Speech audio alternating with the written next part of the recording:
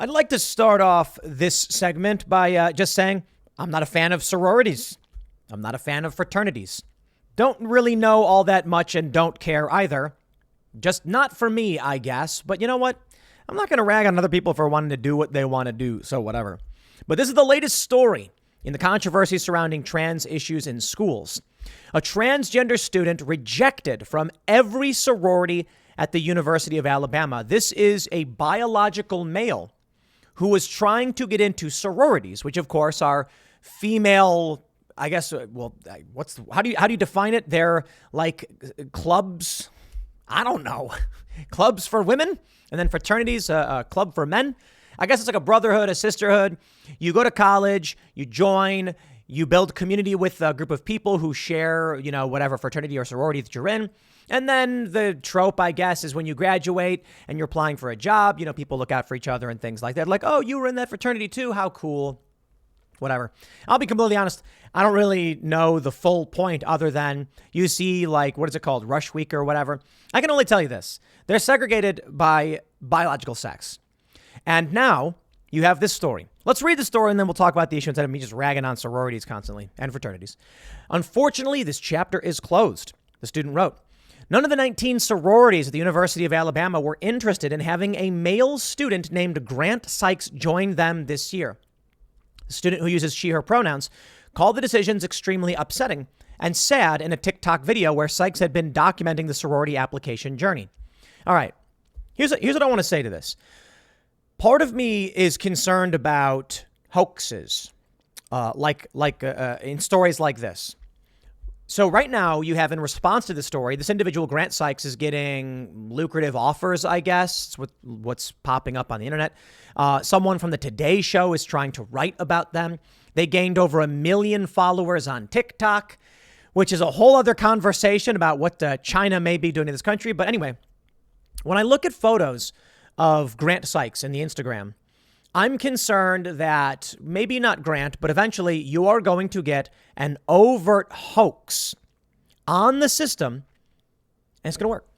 What I mean is, this individual, Grant Sykes, isn't your traditional, isn't what you'd expect when you think of a trans person, sort of. This is an individual using a male name, as well as presenting overtly male, but, doing feminine things like wearing certain clothes. I mean, sort of. I don't even know, to be completely honest. I guess there's pictures of this individual wearing a dress and things like that. So my point is just, if somebody is using a male name, female pronouns, presents as male, and then just demands to be in the sorority, at what point is someone going to go to a sorority and be like, you got to let me in, my name's Buck? Well, I mean, seriously, at what point? So here's the interesting thing about Alabama. There are no protections here. Let's read a little bit more. Sykes, pictured, wrote a note on Instagram. First and foremost, I would like to thank my family, friends, and everyone who has come along during this journey with me, from the thousands of messages to meeting the funniest people. I had the best time. Unfortunately, this chapter is closed. This recruitment journey is over for me. Being dropped from my last house this morning during primary recruitment at the University of Alabama doesn't come as a surprise, considering out of the almost 20 chapters, I was dropped by every single one except 2 before day 1, Gamma Phi Beta and Kappa Alpha Theta. I'm hopeful for a future where everyone is welcomed for just being themselves and everywhere. Now, some people have claimed the reason this person was dropped was due to drug use or something like that. I don't know if that's true, and I can't find anything backing that up. But I at least wanted to address that because that's actually what people are saying on social media. I don't think we need to discuss that. We can talk right about the issue of transgender individuals, males trying to join sororities. Quote, if you're going through a hard time today, remember that life is too short to ponder on the things lost. Choose happiness and always look for the positive things throughout life, Sykes wrote further. Move on. See the good, see the bad, hope for the best, brave the worst, the student wrote in the Instagram letter. Sykes has generated millions of views on TikTok during Alabama Rush Week by documenting the recruitment journey. Sykes is not the first transgender student to be rejected from Greek life. Adam Davies was rejected from all 12 sororities at Northwestern University, according to the New York Post. Okay, so maybe not 1 million followers, millions of views. So, let me just say, first and foremost, I wish Grant a happy and long life. I'm fairly libertarian, man. I really don't care what people want to do and how they want to live their lives. And I got no issue with Grant trying to join a sorority in the sense that anybody can try to do anything. It is the right of the sorority then to decide if this is appropriate and if they can move forward. Now, on the surface, everyone is acting as though this is strictly an issue of a trans person being discriminated against. And we don't even really know that, because two of the sororities actually didn't boot the person right away. And for all you know, something else may be going on. I don't want to speak too much to Grant Sykes, but I do want to use this as an example to talk about what's going on in Alabama and why Grant Sykes will not win this one. Many people are saying there's going to be a lawsuit and that Grant is going to win and the sororities are going to pay out. Not true. Just not true. I mean, there may be a major backlash and some negative press, but let me bring you to the Movement Advancement Project, LGBTmap.org, Alabama's LGBTQ policy tally. So let me just make sure I have this right. It says a University of Alabama. This is Alabama's laws pertaining to orientation, identity, and their overall tally is negative. Negative. They think it is a bad place for people who are LGBTQ. Let me start by showing you state non-discrimination laws, and I'll tell you why this individual is not going to win any lawsuits. In Alabama, there are no laws protecting individuals for employment, housing, public accommodation, credit and lending, and state employees as it pertains to orientation or identity. That means there's no grounds that Grant Sykes will be able to sue under, except there's a potential Equal Employment Opportunity Commission federal courts thing, but this is not that. This is schools. Maybe it can fall on Title IX. Now, this is what I want to get to. The reason why I think this story is actually really important.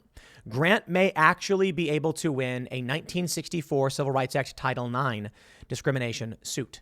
And this is where I think things will start changing. First, let me address a little bit more of their LGBT youth laws and policies. In fact, Alabama has negative laws, they say, for LGBT, meaning, well, as many conservatives would say, they're positive laws, but they view it negatively. That non-discrimination doesn't exist, anti-bullying laws don't exist, state curricular standards don't exist, but they do have a law barring or explicitly restricting educators from discussing LGBTQ people on issues in schools. That does exist. Now, I want to stress, the law they're mentioning probably is like Florida's that addresses even straight people, and they're just misconstruing it. They say state law prevents transgender students from participating in sports consistent with their gender identity. State law prevents them from using school facilities consistent with their identity. This is where things are going, my friends. Alabama is considered a negative state. It's got an exclamation point. Say Oklahoma, Tennessee, and Alabama ban transgender students from using school facilities consistent with their identity. It's not likely this Grant Sykes person is going to be able to win in any of these regards. But there is something else that I think people need to understand. There is a Title IX identity or sexual sex discrimination. Just straight up that. So I've talked about this before. I was reading about a lawsuit in California because they had something like women programming clubs, and some guy tried joining. They rejected him, so he sued. And they said so long as the university offers a male version, it's not discrimination. The only problem is that flies in the face of past precedent pertaining to segregation. I know that we have racial segregation precedent. You can't do it. The laws have been stricken, and it's a violation of, I think it's like the Equal Protection Clause is that 14th Amendment, I think. So you can't racially segregate. The left is now using that argument to advance the idea that gender segregation be shut down. This is where things start to get interesting. Grant Sykes, presenting as male and using a male name, wants to join a sorority. Is there a sorority for men only? No. You can argue that a fraternity is functionally the same, but like the Boy Scouts and the Girl Scouts, they will simply say, no, the Girl Scouts must admit boys and the Boy Scouts must admit girls, right? The argument is they are functionally different.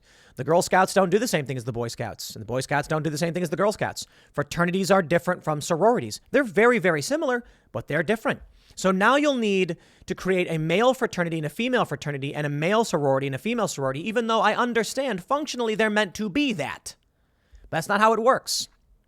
It's interesting when you look back at old arguments that were being made as for racial segregation, because now we're starting to get the left making the exact same arguments that were used against racial segregation to be used against gender segregation. And there's a few other things, obviously. The reason why we have a men's room and a women's room is not because sometimes people wear dresses. It's because some people have different biology. There you go. Interestingly, as I've pointed out before, one of the arguments made for racial segregation was a difference in biology. They're saying that, white people tended to be, like this and black people tended to be like that. And that was rejected. It doesn't matter. But we had someone on Timcast IRL who made a really great point in that regard. And he says, this makes sense completely. Racial segregation doesn't make sense and should be ended, and gender segregation does make sense and should be maintained. You can't try and make a moral logic argument that if you can't segregate there, you can't segregate there, because around the world, there is no one type of black person. There is no one type of white person. There's no one type of Arabic person. So saying something like, if you're not white or you are, for biological reasons, they segregate, makes no sense. A guy from Somalia is going to be short. A guy from Haiti is going to be tall. How does that make sense? It doesn't. And so you then end up putting someone who's on average, 5'5", because of a racial preconception, in a position that you had already claimed was dangerous because of, biological differences. Doesn't make sense. As for gender, however, although there are women and men of varying heights, sizes, weights, and muscle mass, in every country of the world, in every human society, there are overt differences biologically between males and females that are the same. That is to say, no matter where you look, males have more skin collagen, have more muscle density, have more bone density, are taller on average. These are realities. Have a higher center of gravity, have a more slight Q angle, quadriceps angle. Because of those things, we say, okay, we should create separate spaces. Partially because the idea was to keep women safe, but also to grant privacy between the two groups, the two distinct biologies. However, I think, despite the potential, well, I'll put it this way. It is very, very likely, in my opinion, if we move forward without changing anything, you give it 10, 20 years, there will be no men's room, there will be no women's room, there will be no women's sports, and for the most part, it will just be the elimination of women's spaces. That's it. Because women are the ones who tend to need protecting as opposed to men. Now, most violent crime victims are male. Okay. But women are at a disadvantage in defending themselves from most violent crime perpetrators who are male. So we create spaces to keep women safe. Now, the left has come in with the semantic argument that trans women are women, and thus a women's room applies to trans women as well. Like I said, we did not create these rooms and we did not segregate this because sometimes people wear dresses. So this is where we're going. Now, all that being said, I do think the laws are going to change and Republicans are probably going to start winning. And the gender ideology stuff, I don't see winning in the long term. I really, really don't. And it's really, really simple. And it may be cold and it may be callous, but the move to protect trans youth, as the left describes it, leaves many of these kids less than abled. I'm trying to be polite here, and sterilized. So one example is in the UK, the Tavistock gender facility was shut down because a review showed harm was being done to these kids. One child, 15 years old, had advanced osteoporosis and bones so brittle they were snapping. Because that's what puberty blockers do. It's one of the major side effects. You then have to consider that they also leave children undeveloped and unable to reproduce. The end result of this naturally will be this ideology fading out. Now, here's what I was saying about if we do nothing. Educators and schools are moving to indoctrinate the children of more moderate and conservative individuals. And even if the children of the progressives don't reproduce, as the saying goes, the left doesn't have kids, they have yours. But here's what I think is going to happen. I think we just saw the blowout of Liz Cheney. The establishment is being routed, has been routed. And we're seeing Trump's endorsements win. And this means that come November, we're likely going to see, and maybe not, I don't know. But we may see, because of the historical trends, a major victory for Republicans. Republicans will then start passing more of these bills. In Arizona, we're learning now they just advanced school choice. Absolutely incredible. If conservatives and libertarians, moderates, and the anti-woke, whatever, all agree on school choice, then the woke nonsense will cease to exist. The children that are being sterilized will not have kids, and they're all just more likely to get abortions as it is. I'd have to say, it sounds like the left has been infiltrated to remove their ideology from this country, because they're doing things that ultimately will end their ideology. In the future, then, you will have a Christian conservative nation if things keep moving in this direction. NBC News reports, what do new Alabama laws say on transgender kids? Governor Kay Ivey signed bills into law Friday that limit transgender minors' ability to receive gender-affirming care, play sports, and use sex-segregated bathrooms. This is interesting. If anything is going to keep this ideology alive, it's actually conservatives banning the child sex change surgery and social transitioning and medical transitioning of children. Thus, these kids may actually come to age with the ability to reproduce. Now, what we've seen a lot of is detransitioners, people who were transgender and took medication, and then eventually decided it was wrong and they regretted it. Some of these people, many of them, are actually sterilized. They're coming out now and speaking out against this. I think there's a strong possibility that these kids, many of them, I don't know about all, I think transgender gender dysphoria is real. I think there actually are trans kids. I think there are many of them. And I think these kids will grow up and they will not age out. But there is a very large desistance probability, estimating it like 65 to 93% or something like that. That means there's a strong likelihood, according to the most recent data, many of these kids who are being put on these treatments and receiving surgery are going to grow up and they're going to regret it. Now, I think there's probably a greater likelihood. Well, actually, I don't know. You can argue there's a greater likelihood of desistance among someone who started puberty because they may start to feel out of place in their body if they, get a surgery to change their body. That may be. If they're being pressured socially or their parents are pushing it, it's like Munchausen by proxy or something. Many of these kids don't realize what's going to happen to them. And that's why we are seeing the detransitioners. But there's also an argument that many of these kids who are prepubescent and who are getting these puberty blockers and things like that will grow up and then start to actually come into their identity as their biological self or whatever, and completely regret, again, probably why we are seeing detransitioners, because they come in all ages, shapes, and sizes. The end result. I don't see how this is tenable, the transgender movement. But to go back to the Grant Sykes individual, ultimately, the ideology begins to implode on itself, which is why I wanted to talk about this and go back to this as the main story. Grant Sykes, a male name. I wonder at what point I don't want to accuse Grant of hoaxing any of these schools or anything like that. But I certainly think that if you are male presenting with a male name but using female pronouns, at a certain point, you're just going to get someone to go to these sororities, file a lawsuit, and win if they can. And again, I mentioned they may be able to win on a Title IX argument about gender segregation, not gender identity segregation. But then what? Look, we got guys who go to bars and sue them over having ladies' night because that's illegal. Seriously. Clubs have this problem. It's always a bunch of dudes and very few women. So they say ladies' night. Women get cheaper booze to attract women to come drink. So the guys show up so the guys can try and woo the women. But that's illegal. It literally is a violation of the law to offer an economic incentive based on biological sex.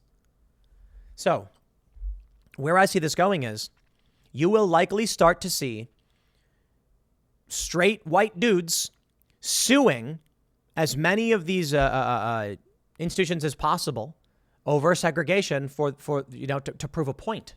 You will start to see people who look like they don't try to look like women at all. They just look like guys with guy haircuts and everything. Use male names and then be like, but it doesn't matter because the law protects me.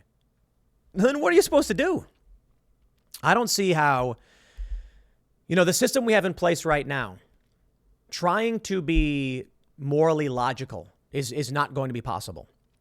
So it's values based, not moral logic based. And I'll give you an example. We say parents have a final say in their children's education and medical treatment. Florida, right? Okay, well, what if the parent wants medical treatment like transgender surgery for their 10-year-old? Now, do you want the government to intervene? It's not about moral logic, it's about values. So we can try and create a society based on precedent, but that does not move in a solid, cohesive direction. If you come out and say the Supreme Court precedent is X, okay, well then apply it to everything else, and the system implodes on itself. It's interesting. It's rather paradoxical in many regards. But in the end, culture is more important than any of this, than any policy, than any law. Culture. Why do we have sororities and fraternities? Because it's a cultural construct. Why is it that there's not tons of men in sororities? Cultural issues. That's why they have fraternity and sororities. But now, people are testing the limits of a moral logic government. And if the Supreme Court says parents have a final say in medical treatment for their kids, okay, then the parent can decide to give their kid a sex change. That's right. Unless there's another law that says, okay, except in these instances. Well, there you go. In what capacity are you okay with government intervention? Would you be okay if the government mandated that your child had to be vaccinated against and said, nope, we're intervening because you're not helping your kid? What if the government only restricted you from doing things? Nope, you can't give your kid a vaccine. I also think that's bad. So my point here is being aware of moral logic being imperfect, being aware of your own biases, questioning what the real motives are behind a lot of these stories, and realizing in the end, I think all of this is going to fizzle out for obvious reasons. I'll leave it there. Next segment is coming up at 4 p.m. over at youtube.com/Timcast. Thanks for hanging out, and I'll see you all then.